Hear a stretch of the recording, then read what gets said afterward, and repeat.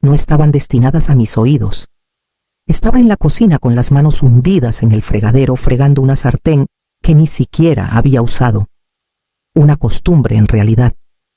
Algo para mantener mis manos ocupadas cuando el corazón me pesaba. La ventana estaba entreabierta lo justo para que las voces del patio trasero llegaran flotando hasta mí. Emiliano estaba ahí fuera, hablando por teléfono, su voz lo bastante alta como para romper el silencio de la tarde. Se va a quedar sin nada. Y por mí está bien. No me moví. La esponja se detuvo en mi mano, el agua corriendo por mis dedos como si yo no estuviera allí. Por un instante pensé que había oído mal, pero el silencio que siguió fue confirmación suficiente. El silencio de alguien que dice lo que piensa. Luego soltó una risa corta despectiva. Todo se lo dio mi papá en bandeja de plata. Ya es hora de que vea cómo es la vida de verdad. La vida de verdad.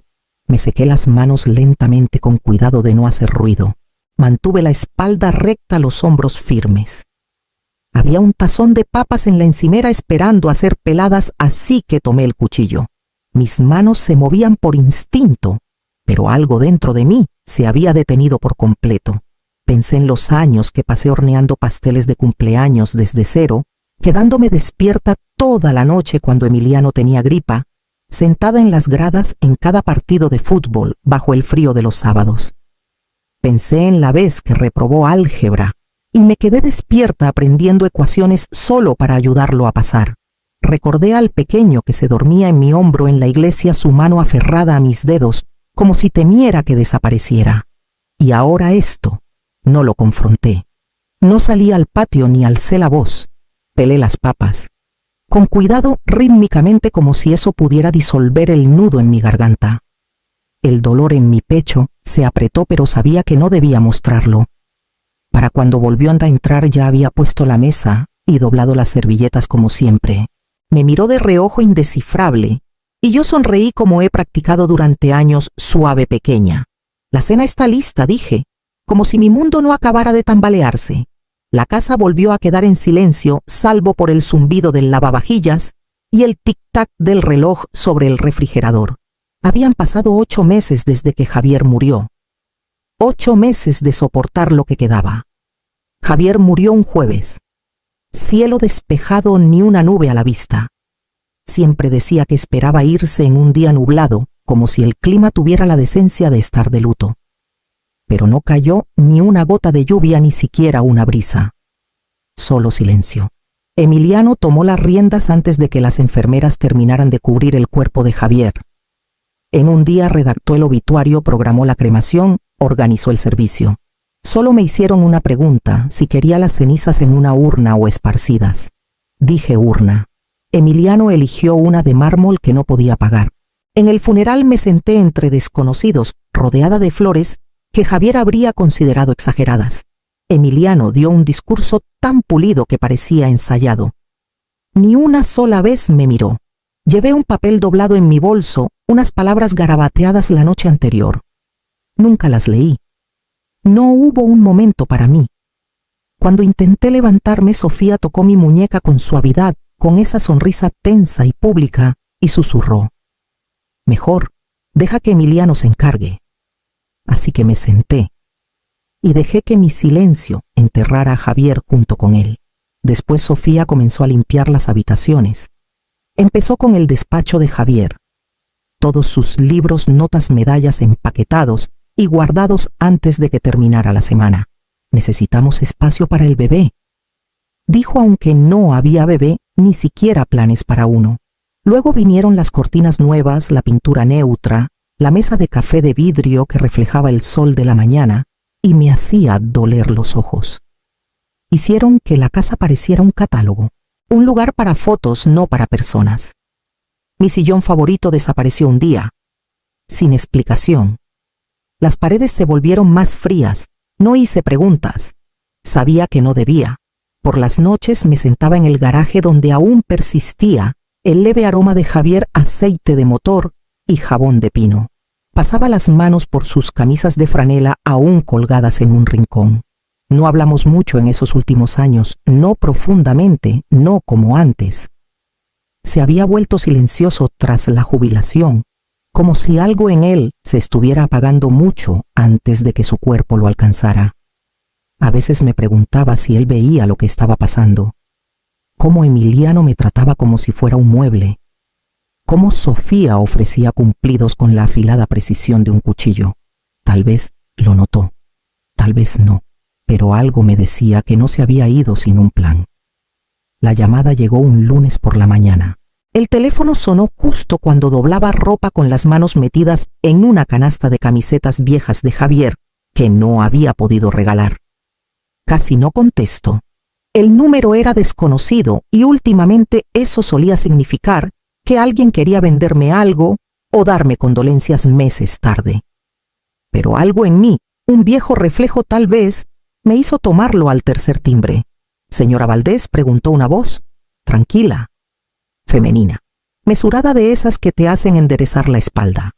«Sí, soy Alejandra Méndez, abogada de Méndez, Torres y Asociados. Representé a su esposo». Mi esposo, repetí sin saber a qué parte de mi vida se refería. «Javier». «Así es, señora. Me gustaría solicitar una reunión privada. Hay asuntos que requieren su atención. Debió haber un error. Creo que mi hijo ya se encargó de todo. El testamento, la herencia, dijo que Javier dejó todo a su cuidado». Una pausa. Luego el señor Emiliano Valdés manejó el trámite de sucesión, sí, pero su esposo dejó una directiva secundaria, una que debía abrirse en privado y solo con usted. La palabra flotó entre nosotras en privado. Acepté reunirme al día siguiente. La oficina de Alejandra estaba en un pequeño edificio de ladrillo frente al juzgado, escondido detrás de unos jacarandás que justo empezaban a florecer. Me recibió con un apretón de manos firme y una sonrisa amable, su cabello gris recogido en un moño práctico, su voz del tipo en el que puedes apoyarte. «No perdimos tiempo. Su esposo dejó esto para usted», dijo, deslizando un sobre por la mesa pulida. Era grueso, sellado con cera, mi nombre escrito con la letra pesada y distintiva de Javier. Y hay más, un plan financiero, una directiva que le da acceso total a ciertas cuentas y activos que nunca se mencionaron en el trámite público. Miré el sobre. Mis dedos no se movieron hacia él. «No entiendo», dije. «¿Por qué no me lo dijo? Creo», dijo Alejandra con suavidad, «que lo entenderá una vez que lea la carta». La habitación se sentía demasiado silenciosa, el aire demasiado quieto. Toqué el sobre como si pudiera romperse. Por primera vez en meses sentí que algo se movía bajo el peso que cargaba. Esa noche esperé hasta que la casa estuviera en silencio antes de abrirlo. «Isabel, si estás leyendo esto, ya he fallado en demasiadas formas para contarlas. Pero aún hay una cosa que puedo hacer bien». Así comenzaba. Su letra no había cambiado, cuadrada, deliberada, como si tallara cada palabra con propósito.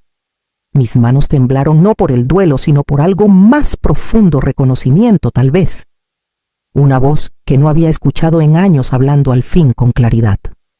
«Sé lo que ha estado pasando en la casa.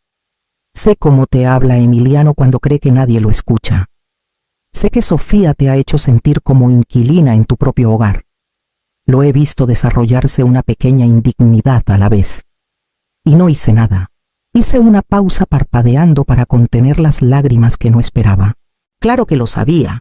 Siempre veía más de lo que decía. Pero me había convencido de que su silencio era indiferencia, que tal vez estaba de acuerdo con ellos. Me equivoqué. Tenía miedo, Isabel. Miedo de mover el barco, de enfrentar a un hijo que resultó ser más como yo de lo que quiero admitir. Pensé que tenía más tiempo. Pensé que encontraría el momento justo para arreglarlo. Pero ese momento nunca llegó. Así que esto es lo que puedo hacer ahora. Encontrarás los documentos adjuntos que te otorgan la propiedad total de la casa en San Miguel. No la cabaña del lago, sino un hogar de verdad. 4 recámaras, jardín, vista a las sierras. La compré hace 2 años, justo después de mi diagnóstico. La amueblé en silencio, limpié el terreno, mantuve los impuestos al día. Está solo a tu nombre. También encontrarás la transferencia de control sobre mis activos restantes. Hay 50 millones de pesos en inversiones, ahorros, pensión. Me aseguré de que no estuvieran ligados a Emiliano de ninguna manera. Vi cómo cambió con los años, cómo empezó a medir el valor en posesiones, no en amor. Mereces paz, Isabel. Mereces una vida que no esté construida en los términos de alguien más. Esto no es venganza, es restauración. Perdóname por llegar tarde. Javier. No me di cuenta de que estaba conteniendo el aliento hasta que la carta se deslizó de mis manos y cayó suavemente en mi regazo. La levanté de nuevo, la leí 2 veces, luego una tercera intentando absorber el significado detrás de cada frase. El sol estaba saliendo cuando doblé la carta con cuidado y la guardé en el sobre. A la mañana siguiente, Alejandra me entregó una carpeta llena de evidencia. La carpeta que Alejandra me dio pesaba más de lo que parecía. La colocó con suavidad, como si pudiera abrir algo que ninguna de las dos podría cerrar. Me pidió que te diera esto solo después de que leyeras la carta, dijo con voz cuidadosa. Él mismo lo compiló todo. Dijo que era hora de que alguien dijera la verdad. Dentro había secciones etiquetadas con precisión, fechas, nombres, transcripciones, fotos. El primer documento era una copia de una cadena de correos entre Sofía y un abogado que no reconocí. Hablaban de limitar responsabilidades y minimizar reclamaciones de herencia del cónyuge sobreviviente. Mi nombre no se mencionaba directamente, pero las implicaciones eran claras. Necesitamos asegurar que la herencia pase sin problemas. A Emiliano decía un mensaje con la menor interferencia posible. Pasé a otra pestaña y encontré fotos. No de mí, de ellos. Sofía y Emiliano en restaurantes con asesores agentes inmobiliarios, un hombre de cabello peinado hacia atrás y pluma de oro que aparecía en varias fotos. Alejandra lo señaló. Ese es el tipo que intentaban usar para liquidar la casa en silencio. Pensaron que podían venderla antes de que se finalizara el trámite. También había grabaciones de voz, fragmentos de conversaciones en tonos bajos conspirativos. Una de Sofía diciendo no va a pelear. No tiene el carácter para eso. Solo se desvanecerá. Emiliano se rió. Escuché sin inmutarme. De alguna manera ya lo sabía. Pero luego vino el último archivo. Un solo clip de audio etiquetado para Isabel. Lo reproduje. Su voz llegó como si atravesara el tiempo. Sé que estás cargando mucho ahora. Debí decirte todo antes. Debí detenerlos cuando empezó. Pero dejé que la comodidad ganara. Dejé que el miedo ganara. Y vi lo que eso te hizo. No fui valiente en vida, Isabel. Esta es mi disculpa completa. Hizo una pausa, un respiro audible, el roce de un papel. Siempre creíste en lo bueno incluso cuando lo bueno no creía en ti. Te fallé. Así que ahora he puesto cada pieza en su lugar. No por justicia, por claridad, para que nunca más dudes de lo que mereces. Lo mereces todo. No lloré. No porque no estuviera conmovida, sino porque algo más firme había echado raíces. Una especie de quietud que se sentía como fuerza.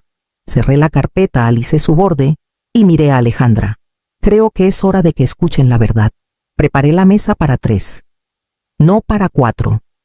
No quería que se sintiera como una comida familiar. Preparé el café exactamente como le gustaba a Emiliano, cargado con un toque de leche. Y puse los panques de limón que Sofía alguna vez elogió, pero nunca tocó. Me puse el suéter verde suave, que Javier siempre decía que me hacía ver tranquila, incluso cuando no lo estaba. Cuando llegaron, Sofía apenas me miró. Emiliano murmuró un rápido «¡Hola, ma!» y fue directo al comedor revisando su celular antes de sentarse. «Dijiste que esto era importante», dijo Sofía alisando su falda al sentarse. «Tenemos otra reunión después». «No tomará mucho», respondí sirviendo el café con manos firmes.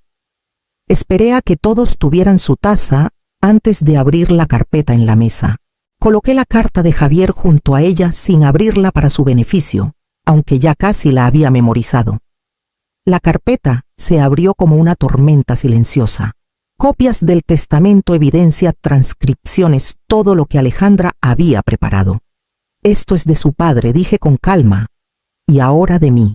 Sofía tomó los papeles primero, escaneándolos rápidamente. Sus ojos se entrecerraron. Esto no es la versión que presentamos. Esto no es legal, lo es», dije. y siempre estuvo destinado a ser privado. Hasta ahora. Emiliano arrancó el testamento de sus manos. Su boca se torció mientras leía, pasando las páginas demasiado rápido para asimilarlas. ¿Te lo dejó todo? Su voz se alzó.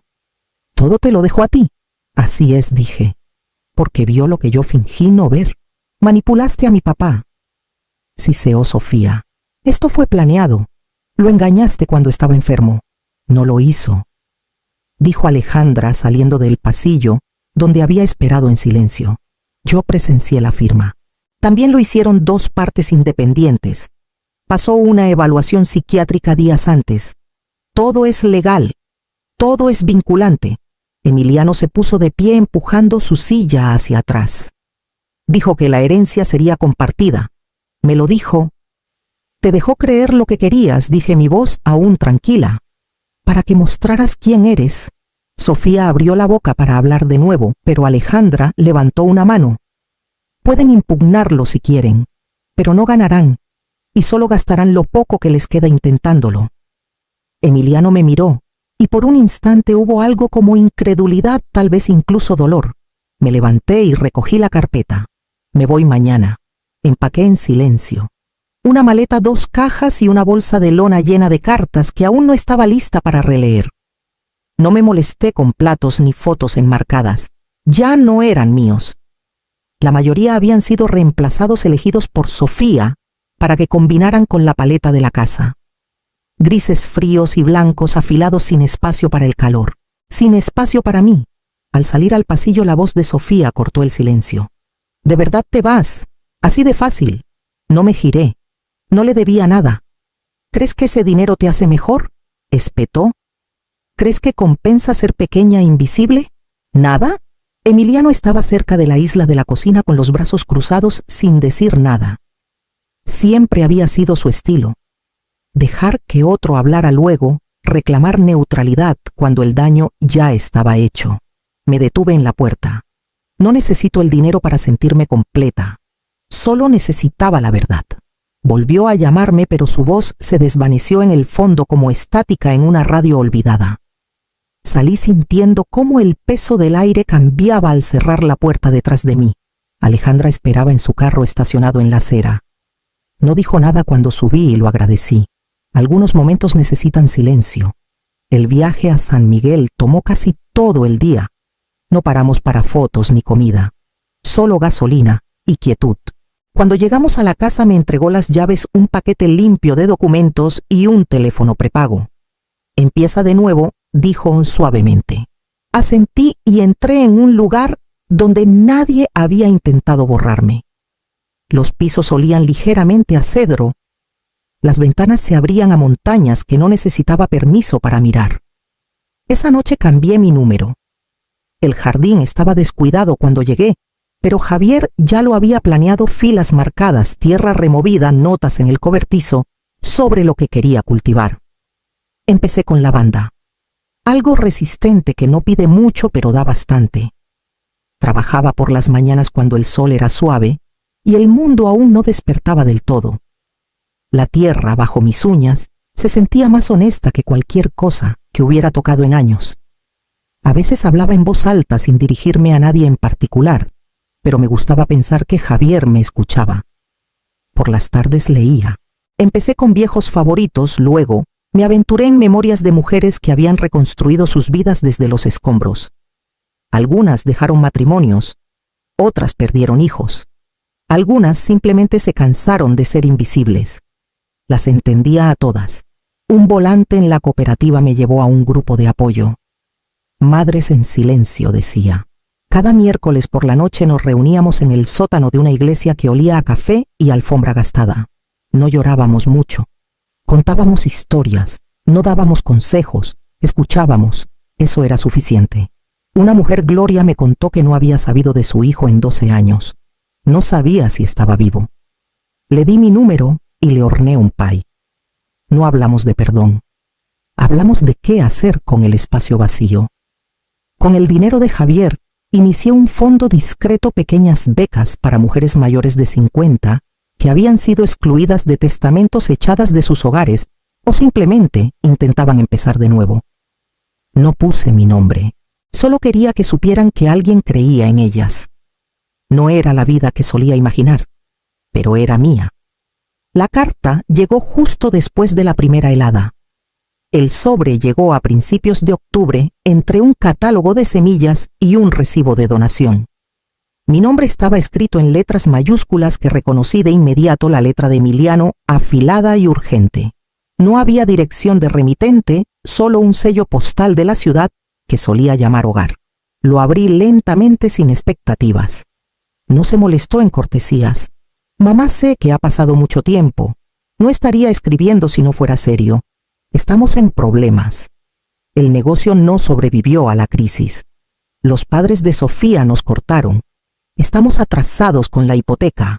Si pudieras ayudarnos, aunque sea con algo para pasar el invierno, te lo agradecería. Seguimos siendo familia.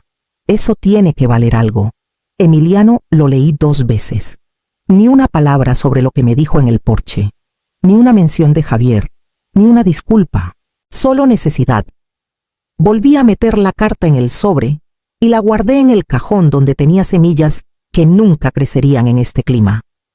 Eso se sentía apropiado. Más tarde esa noche, después de lavar los platos, y cuando el fuego se había reducido a brasas, saqué una hoja en blanco. No para responder, sino para escribir hacia adelante. Isabel, te quedaste demasiado tiempo.